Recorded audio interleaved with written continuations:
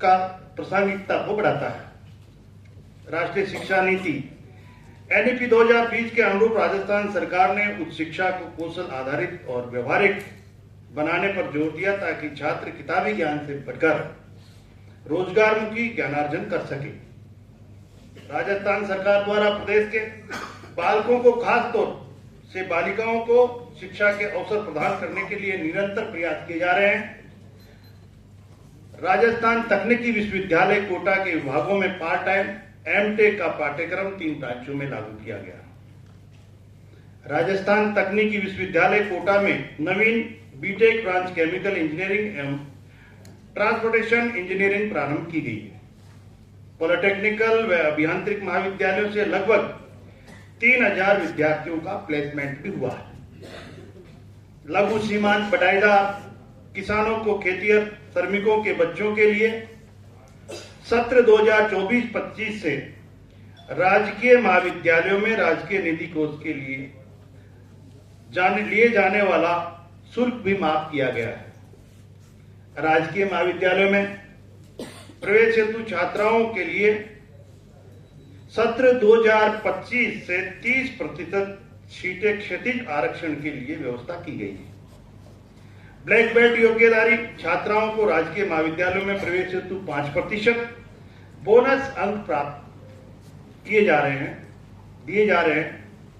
और 71 नवीन राजकीय महाविद्यालयों की स्थापना, जिसमें सामान्य शिक्षा, सह शिक्षा के 36 व 25 कन्या एवं 9 कृषि के महाविद्यालय खोले गए।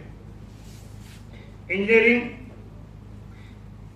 एमबीए, एमसीए, अन्य एआईसीटीई पाठ्यक्रम तथा पॉलिटेक्निक डिप्लोमा हेतु छात्राओं के प्रवेश में प्रावधिक 25% क्षैतिज आरक्षण को सत्र 2024-25 से बढ़ाकर 30% किया गया है। हमारी सरकार की मान्यता है कि टेक्नोलॉजी के माध्यम से हम सामान्य मानव के जीवन को आसान बना सकते हैं और तकनीकी शिक्षा को बढ़ावा देकर ही हम इस टेक्नोलॉजी का फायदा आम जन तक पहुंचा सकते हैं। तकनीकी शिक्षा किसी एक व्यक्ति की नहीं, बल्कि संपूर्ण समाज और राज्य की उन्नति का मार्ग है। इसी सोच को साकार करने के लिए हम राज्य के इंजीनियरिंग और पॉलिटेक्निक कॉलेजों को आधुनिक तकनीकी संसाधनों से सुसज्जित कर रहे हैं। माननीय यशस्वी मुख्यमंत्री भजनलाल शर्मा जी के नेतृत्व में हमारी सरकार युवाओं में कौशल विकास करने के लिए और डिजिटल लर्निंग के लिए विश्व स्तरीय आधारभूत संरचना विकसित करने पर भी ध्यान केंद्रित कर रही है। हमारा स्पष्ट उद्देश्य है कि हम केवल डिग्रियों की ही नहीं, बल्कि हम दक्षता भी दें, हम नौकरियां भी दें और नवाचार भी दें। हम चाहते हैं कि राजस्थान के युवा देश के स्टार्टअप इकोसिस्टम में अपनी सशक्त उपस्थिति दर्ज कराएं। वे सिर्फ प्रतिस्पर्धा में भागीदार ही नहीं बने, बल्कि लीडर भी बने और रोजगार देने वाले भी बने।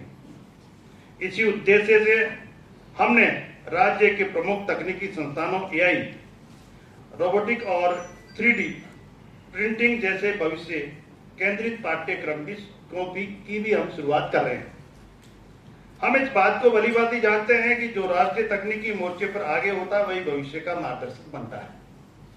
हम अपने युवाओं को सशक्त बनाएं, उन्हें भविष्य के लिए तैयार करेंगे और उन्हें सुनिश्चित करेंगे कि हर छात्र, चाहे वह शहर या गांव, सभी को गुणवत्तापूर्वक शिक्षा का अवसर हम प्रदान कर सके। तकनीकी एवं उच्च शिक्षा मंत्री के रूप में मैं आपको आश्वस्त करना चाहता हूं कि हमारा लक्ष्य उच्च शिक्षा और तकनीकी शिक्षा को इस प्रकार सशक्त बनाना है कि वैश्विक मानकों के अनुरूप हो, साथ ही ये भारत की आवश्यकताओं से भी जुड़ी रहे। हम राष्ट्रीय एवं अंतर्राष्ट्रीय संस्थाओं के साथ साझेदारी कर रहे हैं ताकि हमारे युवा केवल सैद्धांतिक शिक्षा ही न ले, बल्कि उस टेक्नोलॉजी का व्यवहारिक अनुभव भी प्राप्त करें जो विश्व उद्योगों को नया आकार दे रही है। हमारी सबसे बड़ी प्राथमिकताओं में से एक है युवाओं को रोजगार का कौशल बनाना।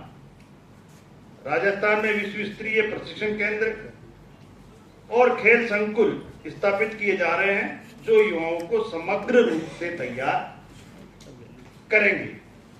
व्यवसाय शिक्षा को मुख्य धारा की शिक्षा से जोड़ा जा रहा है ताकि स्नातक होते ही युवाओं के पास व्यवहारिक कौशल हो, वे चाहे तो सेवा के क्षेत्र में काम करने के लिए तैयार हो और चाहे तो वह उद्यमी बन सके।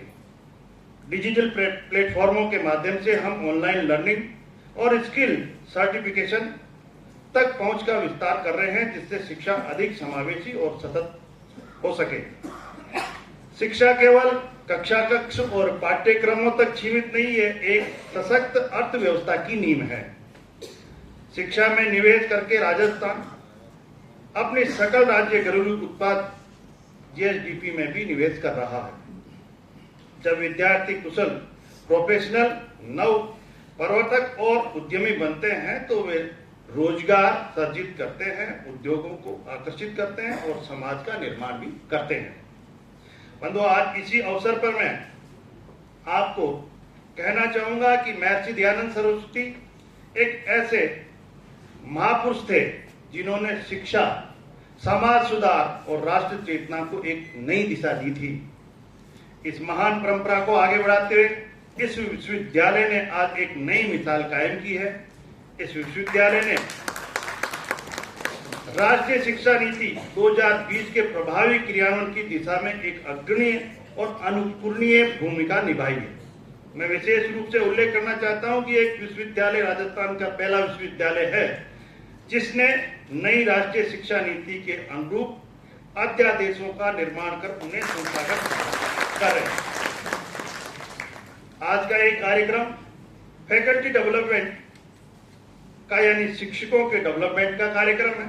हम जानते हैं कि हमारे समाज में गुरु का बहुत बड़ा महत्व होता है। बिना गुरु के ज्ञान नहीं मिल सकता और गुरु अपने ज्ञान से शिष्य को रूपांतरित करता है। जब तक गुरु की कृपा नहीं होगी, शिष्य का रूपांतरण नहीं हो सकता। इसलिए इस अवसर पर मैं कहना चाहूंगा कि शिक्षक राष्ट्र के निर्माता और ज्ञान के प्रकाश स्तंभ होते हैं।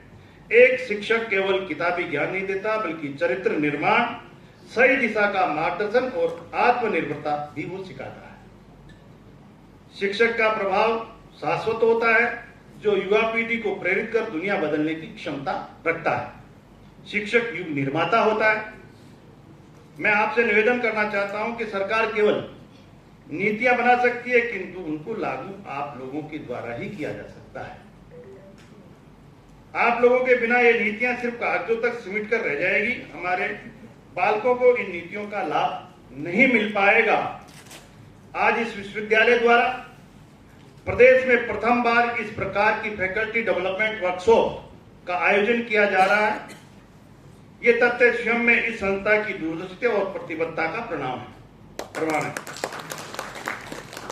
मैं हमारे कुलगुरु महोदय और उनकी पूरी टीम को इस अनूठी पहल के लिए बहुत बहुत बधाई देना चाहूंगा, बहुत बहुत साधुवाद देना चाहूंगा। अंत में मैं कहना चाहूंगा कि देश के यशस्वी प्रधानमंत्री नरेंद्र मोदी जी के विकसित भारत बनाए जाने के सपने को साकार करने के लिए हर भेदभाव को मिटाकर हम सबको साथ मिलकर काम करना होगा। हमें अपनी प्राचीन गौरवशाली विरासत पर गर्व करना होगा। स्वदेशी को केंद्र में रखते हुए काम करना होगा और गुलामी की हर मानसिकता से छुटकारा पाना होगा।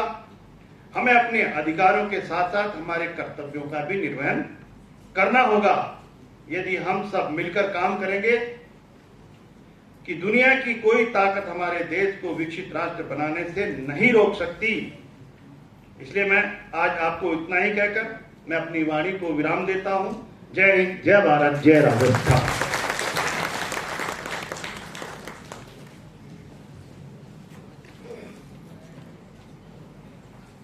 धन्यवाद माननीय मुख्यमंत्री महोदय। मित्रों, मैं मानता हूं कि नया सोचने वालों के लिए नई शिक्षा नीति से अधिक अच्छा कोई सिस्टम, कोई तंत्र नहीं हो सकता। जब भी हम चर्चा करते हैं तो जैसा माननीय आदरणीय नारायण लाल जी ने कहा कि सभी का मत होता है कि नई शिक्षा नीति बहुत अच्छा दस्तावेज है, परंतु उसमें आगे जोड़ा जाता है कि लेकिन हिंदुस्तान में इसकी मूल स्पिरिट में इसको एग्जीक्यूट करना संभव नहीं है। कुछ भी नया होता है तो साधारणतः लोग चली आ रही व्यवस्था को और उसमें निहित अपनी जड़ता को तोड़ नहीं पाते। इसलिए नई शिक्षा नीति लागू करने में भी अत्यधिक प्रतिरोध और जड़त है। वर्तमान कुलगुरु प्रोफेसर सुरेश कुमार जी अग्रवाल ने की दृढ़ इच्छा शक्ति ने अपनी राष्ट्रीय शिक्षा नीति लागू करने के लिए दृढ़ इच्छा शक्ति दिखाई है, ये जानते हुए भी कि इस यज्ञ में विशेषतः परीक्षाओं की व्यवस्थाओं में हाथ जल सकते हैं, परंतु अपनी गति को नहीं थामा है, नियंत्रित करने का निर्णय लिया है और रुख को नहीं बदला है। परिणाम तो हम आज का दिन देख रहे हैं और इस कार्यशाला के कुछ ही दिन बाद पाठ्यक्रम निर्माण का कार्य भी उनके आदेश से आरंभ हो जाएगा। मैं आमंत्रित करता हूं कुलगुरु प्रोफेसर सुरेश कुमार अग्रवाल जी को उनके अध्यक्षीय करते हैं।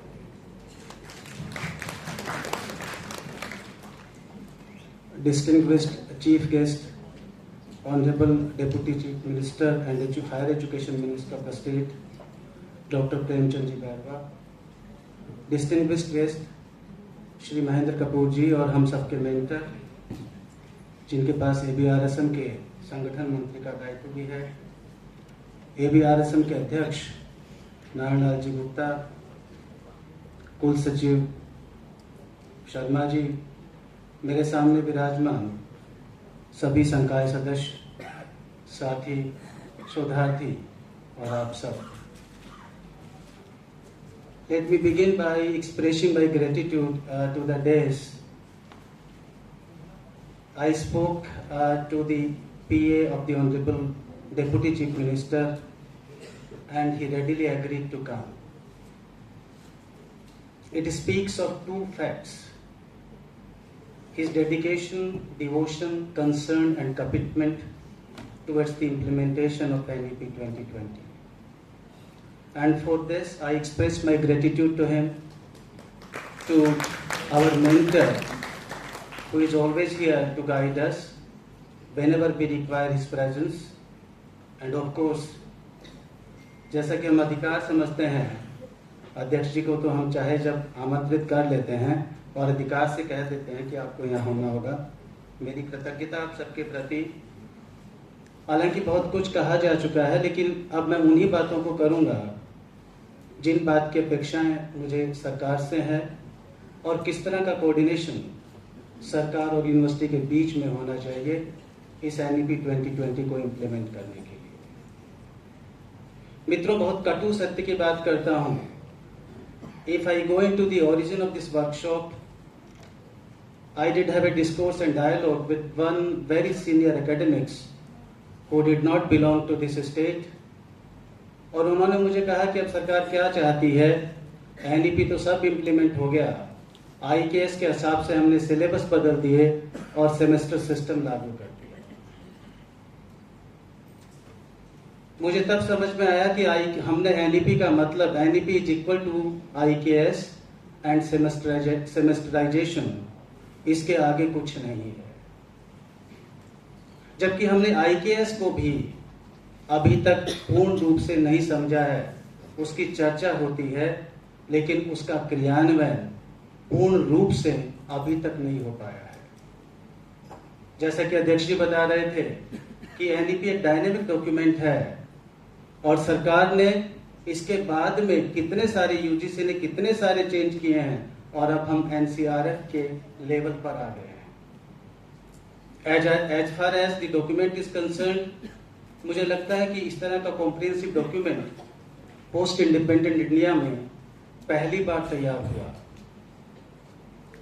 पहले सारे डॉक्यूमेंट थे वो करिकुलर स्ट्रक्चर चेंज की बात तो करते थे, लेकिन कल्चर और पॉलिसी डिसीजन के लेवल पर क्या चेंज होना चाहिए उनके बारे में उनकी अभिव्यक्ति नहीं थी। यह पहली बार एक ऐसा डॉक्यूमेंट आया जो ये बात करता है कि हमें रिजिडिटी से फ्लेक्सिबिलिटी की तरफ जाना है, हमें फ्रेगमेंटेशन से इंटीग्रेशन की तरफ जाना है और हमें रोट लर्निंग से क्रिएटिविटी और इनोवेशन की तरफ जाना है। और इसलिए यह बिना प्रयोग है।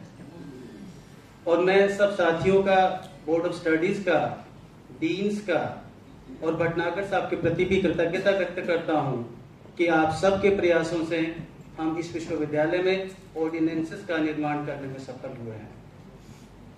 और इनकी क्रियान्विति, प्रयास यह है कि इनकी क्रियान्विति ये जो सत्र है, आने वाला सत्र, उससे प्रारंभ हो जाए। लेकिन इससे पूर्व कुछ चीजें ऐसी हैं जो सरकार के स्तर पर जिनका क्रियान्वयन किया जाना है। दो बातें अध्यक्ष जी ने कही। उन्होंने कहा कि कॉमन एकेडमिक फ्रेमवर्क सरकार से अपेक्षित है, दूसरा कॉमन एकेडमिक कैलेंडर सरकार से अपेक्षित है।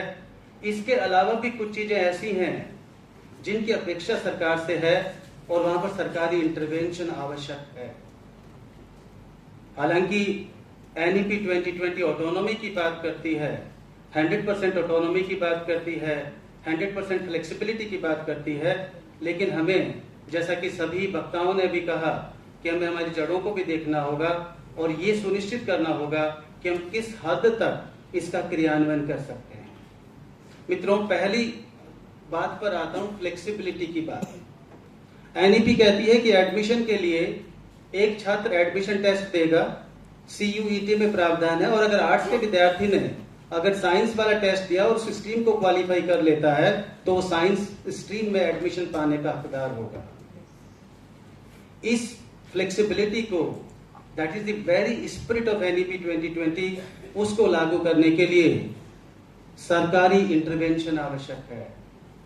या तो सरकार ये परमिट करे स्टेट यूनिवर्सिटी को कि वो सीयूईटी में भाग लेकर के अपनी भागीदारिता के माध्यम से छात्रों को वहां से ले सकेंगे, या फिर वो स्टेट लेवल पर इस तरह का एक टेस्ट कंडक्ट कराना सुनिश्चित करे जिसके माध्यम से इस फ्लेक्सिबिलिटी को सुनिश्चित किया जा सके। क्योंकि इसके बगैर फ्लेक्सिबिलिटी के बारे में सोचना बहुत दूर की बात है। मित्रों, दूसरी बात है कि जब हम एनईपी इम्प्लीमेंटेशन की बात करते हैं, जैसा अध्यक्ष जी बता रहे थे, हमने सेंसिटाइजेशन की बात की, हमने ओरिएंटेशन की बात की, लेकिन अब थोड़ा आगे निकल करके इम्प्लीमेंटेशन की बात करना होगा। और इसलिए जब इम्प्लीमेंटेशन की बात करते हैं तो मैंने सोचा इसका इम्प्लीमेंटेशन कम से कम 3 स्टेज में होगा। और पहले स्टेज की बात करेंगे तो हमें ट्रेडिशनल मेथड पर चलकर 3+2 वाला सिस्टम लागू करना होगा। 3+2 वाले सिस्टम के साथ साथ हमें इस बारे में भी एक नीति बनानी होगी कि आरपीएल का स्थान कहां रहेगा। रिकॉग्निशन टू प्रायर लर्निंग, उसके पैरामीटर, जैसा अध्यक्ष जी कह रहे थे, उसके एसओपीज क्या होंगी। सरकार के स्तर पर जब तक एसओपीज नहीं आएंगी, जब तक इसका सुव्यवस्थित तरीके से क्रियान्वयन संभव नहीं हो पाएगा, क्योंकि यह बहुत संभव है कि इसके बगैर इसका दुरुपयोग भी हो। एक दूसरी व्यवस्था करती है एनईपी 2020, कहती है कि the system will be, semester system will be very flexible and it will be very faster also. और जब फ्लेक्सिबिलिटी और फास्टर सेशन की बात करते हैं सेमेस्टर की, तो एनईपी 2020 कहती है कि there would be extended sessions and there would be accelerated sessions also. उनके लिए क्या प्रावधान होंगे? जब तक सरकारी नीति इस बारे में नहीं आएगी, हर यूनिवर्सिटी अपनी नीति नहीं बना सकती, जैसा कि अध्यक्ष जी कह रहे थे, because there need to be a coordination between the government colleges and the other universities of the state. इस बारे में भी हमें सोचना पड़ेगा। दूसरे भी बहुत सारे एरियाज हैं जहां पर हमें सरकार के इंटरवेंशन की आवश्यकता है। एनईपी 2020 प्रावधान करती है कि एबिलिटी एनहांसमेंट कोर्सेज होंगे, स्किल एनहांसमेंट कोर्सेज होंगे, वैल्यू एडेड कोर्सेज होंगे, मल्टीडिसिप्लिनरी कोर्सेज होंगे, और इसके अलावा मेजर और माइनर की व्यवस्था रहेगी। इसका क्रियान्वयन कैसे संभव होगा? मेरा उद्देश्य सिर्फ चैलेंजेस को रखना नहीं है, लेकिन इसके साथ समाधान भी देना है। अगर सरकार इसका समाधान थोड़ा क्लस्टर ऑफ कॉलेजेस को बनाकर के करने की दिशा में सोचे, तो इसका समाधान कुछ सीमा तक किया जा सकता है। Cluster of colleges is one of the solutions to this very problem, जिसकी चर्चा हम अक्सर करते रहते हैं। लेकिन क्लस्टर ऑफ कॉलेजेस होगा तो एक फैकल्टी वहां मेरे कॉलेज में नहीं है, आपके कॉलेज में नहीं है, तो एक क्लस्टर बना दिया तो एक दूसरे की नीड्स को पूरा हम आपस में कर सकेंगे। तीसरी बात, अभी तक हमारी फैकल्टी ट्रेन नहीं है। जैसा कि मैं आपको अनेक्डोट बता रहा था, वो अनेक्डोट नहीं था, that was the anecdote based on reality. NEP is equal to IKS and semesterisation. हमारी फैकल्टी को ट्रेन करना होगा, और ये ट्रेनिंग सरकार के पास बहुत बड़ा साधन है। अगर सरकारी नीति इस बात के लिए निर्देशित करे कि हमारे जितने एमएमटीटीसी हैं वो सब इस दिशा में प्रयास करेंगे और ज्यादा से ज्यादा कोर्सेज का क्रियान्वयन एनईपी इम्प्लीमेंटेशन की दिशा में होगा तो मैं समझता हूं एक प्रभावी ट्रेनिंग हो पाएगी और सरकार का व्यय भी नहीं होगा।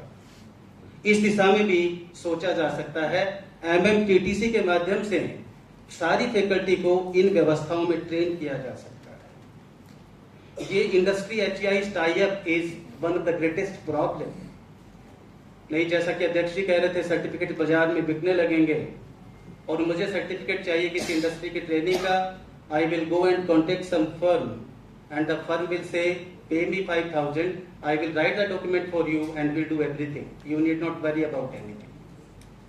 इसका सोल्यूशन क्या होगा? इसके लिए भी मैं जब भी भटनागर साहब से बात होती है तो मैं उनको हमेशा ये कहता हूँ, हर विभाग से कहिए, हर बोर्ड ऑफ स्टडीज में कहिए कि इसके लिए वो एसओपीज बनाएं, वो एसओपीज तैयार होकर के आए और उन सारी एसओपीज को हम हमारी कॉम्पिटेंट बॉडी एकेडमिक काउंसिल से और उसके बाद में बोर्ड ऑफ मैनेजमेंट से अप्रूव करवाएं। उसके बगैर इनका समाधान संभव नहीं है।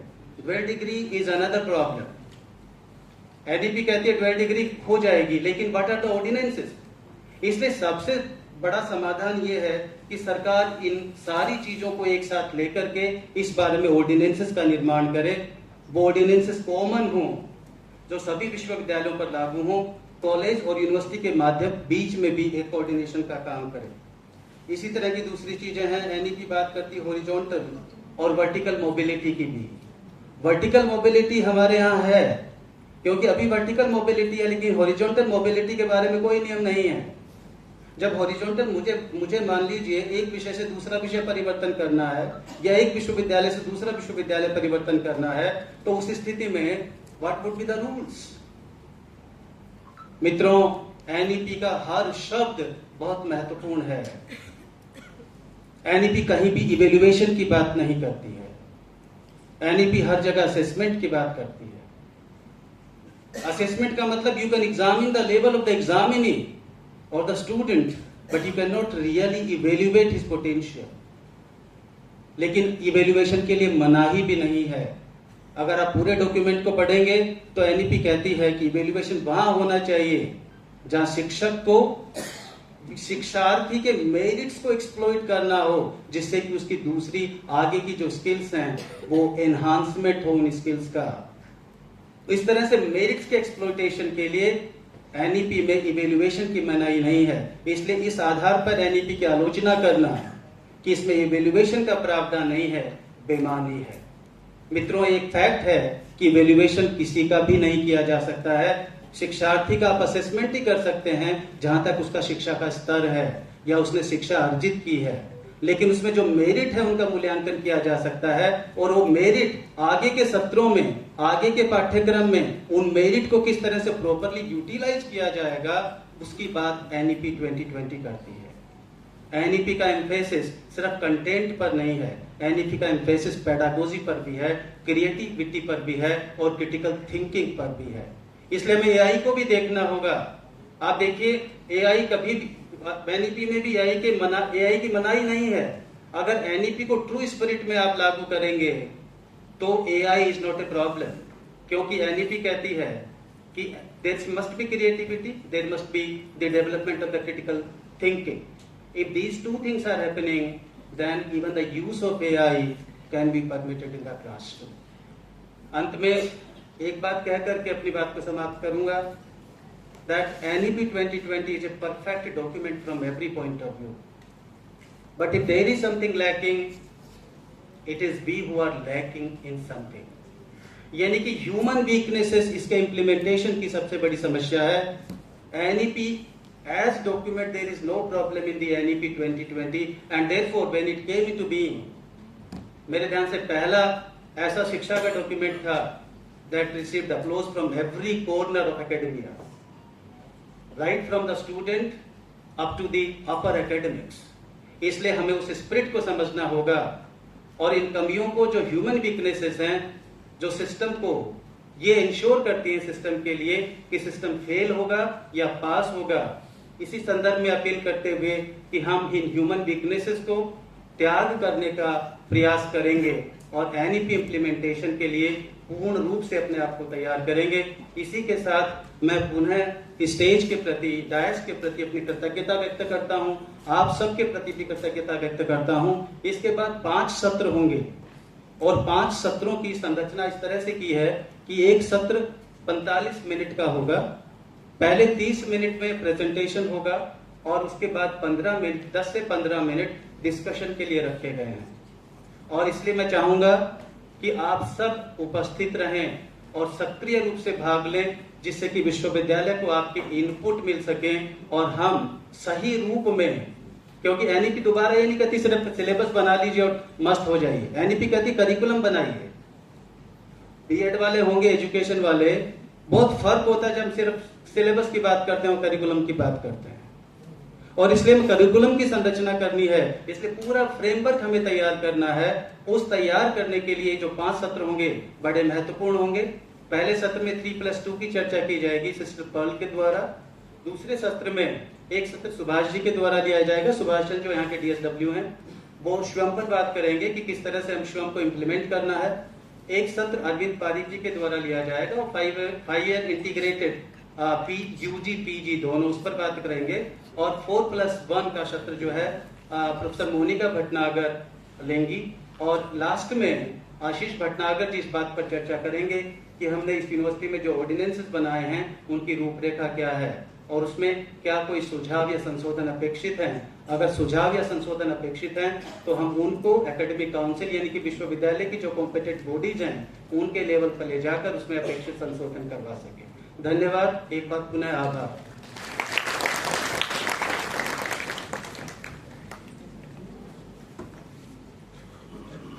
धन्यवाद महोदय।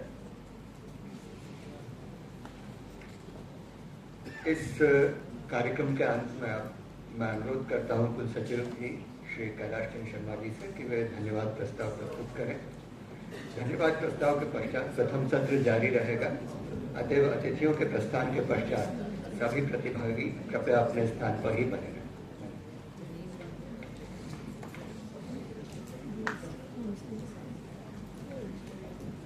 महर्षि दयानंद सरस्वती विश्वविद्यालय में आयोजित फैकल्टी डेवलपमेंट वर्कशॉप, जो कि राष्ट्रीय शिक्षा नीति 2020 को प्रभावी रूप से कैसे क्रियान्वित करें, इसके संबंध में आयोजित है। इस कार्यक्रम में इसके उद्घाटन सत्र में आज के माननीय मुख्य अतिथि डॉक्टर प्रेमचंद बैरवा जी, उप मुख्यमंत्री राजस्थान और उच्च शिक्षा मंत्री, आज के कार्यक्रम की अध्यक्षता कर रहे कुलगुरु श्री सुरेश कुमार अग्रवाल जी, स्टेज पर शोभायमान श्री महेंद्र कपूर जी, संगठन मंत्री ABRSM, प्रोफेसर नारायण लाल गुप्ता जी, प्रख्यात शिक्षाविद और राष्ट्रीय अध्यक्ष ABRSM, सम्मानित विद्वानगण, शिक्षाविदगण, संकाय सदस्यगण, इस कार्यशाला में भाग ले रहे सभी प्रतिभागीगण, BOS के सदस्यगण, सभी अधिकारीगण, कर्मचारीगण और सभी माननीय श्रोतागण, आप सभी को नमस्कार। आज के इस एक दिवसीय कार्यशाला के उद्घाटन सत्र को सफलतापूर्वक संपन्न करने का ये पावन अवसर प्राप्त हो रहा है। इसके लिए मैं हृदय की गहराइयों से आप सभी का धन्यवाद करता हूं। राष्ट्रीय शिक्षा नीति 2020 के प्रभावी क्रियान्वयन की दिशा में ये कार्यशाला एक महत्वपूर्ण कदम है, जो राजस्थान की शिक्षा व्यवस्था को नई ऊंचाइयों तक ले जाने का संकल्प दर्शाती है। सर्वप्रथम मैं माननीय मुख्य अतिथि डॉक्टर प्रेमचंद बैरवा जी, आपका सानिध्य इस कार्यशाला को विशेष गरिमा प्रदान करता है। मैं आपका बहुत बहुत आभार व्यक्त करता हूं। एक उप मुख्यमंत्री और उच्च शिक्षा मंत्री के रूप में आपने मार्गदर्शन दिया है, उससे राजस्थान की शिक्षा नीति नई दिशा प्राप्त करेगी। आपने जो विचार साझा किए वे एनईपी को ग्रामीण और शहरी स्तर पर लागू करने के लिए प्रेरणा स्रोत हैं। राजस्थान सरकार के इस संकल्प को साकार करने में और विशेष रूप से आपने जो तकनीकी शिक्षा को बढ़ावा देना और रोजगार परक शिक्षा को बढ़ावा देने का जो सरकार का संकल्प दोहराया है, इसमें आपका योगदान अविस्मरणीय रहेगा। मैं इस कार्यक्रम के अध्यक्ष कुलगुरु महोदय श्री सुरेश कुमार अग्रवाल जी का हार्दिक धन्यवाद ज्ञापित करता हूं। आपकी कुशल अध्यक्षता में यह सत्र न केवल सुचारू रूप से चला, बल्कि एनईपी 2020 के विजन को और स्पष्ट करने में सहायक सिद्ध हुआ। आपकी दूरदृष्टि और नेतृत्व ने हमें प्रेरित किया है कि शिक्षा में समावेशिता, बहुलता और गुणवत्ता कैसे स्थापित की जाए। आपने सरकार और विश्वविद्यालय में समन्वय की आवश्यकता पर जोर दिया और शिक्षक प्रशिक्षण की आवश्यकता पर ध्यान केंद्रित किया। माननीय प्रोफेसर नारायण लाल गुप्ता जी, आपके प्रखर विचारों और व्यावहारिक सुझावों ने एनईपी 2020 के क्रियान्वयन की चुनौतियों और अवसरों को स्पष्ट किया है। आपने डिजिटल इंफ्रास्ट्रक्चर, शिक्षक प्रशिक्षण और बहुविषयक पाठ्यक्रमों की आवश्यकता पर जोर दिया है। आपका धन्यवाद, जिन्होंने हमें व्यावहारिक दृष्टिकोण प्रदान किया है। मैं धन्यवाद करता हूं प्रोफेसर आशीष भटनागर जी का, जिन्होंने आज के कार्यक्रम का संचालन तो सुचारू रूप से किया ही है, साथ ही एनईपी 2020 के जो अध्यादेश बनने हैं उनको विश्वविद्यालय में बनाने में आपका योगदान बहुत महत्वपूर्ण रहा है। इसके अलावा कार्यशाला के सभी आयोजन मंडल के सदस्य, विशेषज्ञ वक्ता जो तकनीकी सत्रों में अपने विचार रखने वाले हैं, प्राचार्यगण, शिक्षकगण और छात्र प्रतिनिधियों का भी मैं आभार व्यक्त करता हूं।